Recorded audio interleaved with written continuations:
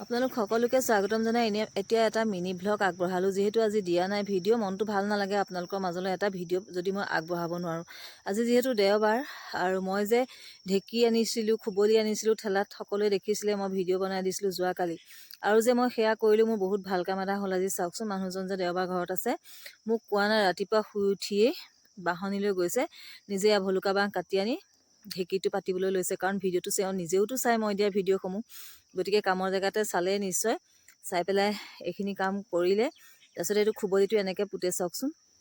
আৰু আমাৰ ঘৰখনত আলহীৰ ক্ষতি নাথাকে, আপোনালোকে নিশ্চয় দেখিছে।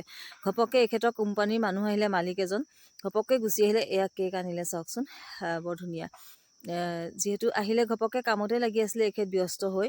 তাৰপিছত কি দিওঁ কি নিদিওঁ অৱস্থা হ'ল। সৰুজনী ছোৱালীও ঘৰতে আছিলে, বা তাইৰো গাটো সুস্থ কাৰণে তাই অকণমান সহায় কৰি দিলে বনোৱা মেলাত। অৱশ্যে একো ভাত পানী খোৱা নাই।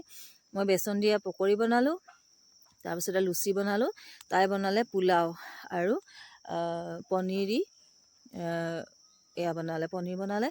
আৰু আমি মিলি মিলি বনালোঁ দৌৰা-দৌৰিকৈ। এখেত তাতে লাগি আছে, দৌৰা-দৌৰিকৈ গাটো ধুইছে আলহী অহা দেখি। যিহেতু কোম্পানীৰ মালিকৰ লগৰে তেখেত আহি গ'ল ঘপককৈ, যোৰহাট গৈছিলে চাগে, সোমাই দিলে, যিহেতু অহা নাই বহুদিন।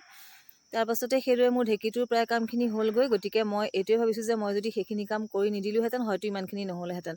মই যে গোটেইখিনি কৰি ভিডিঅ' দি দিলোঁ, তাৰপাছত ইমানখিনি কাম হৈ গ'ল। চাওকচোন, মোক ইউটিউবে কিমান কামত দিছে, নহয়নে বাৰু? গতিকে ইমানেই আছিল আজি মিনি ভ্লগটো। গতিকে বাই বাই আজিৰ কাৰণে।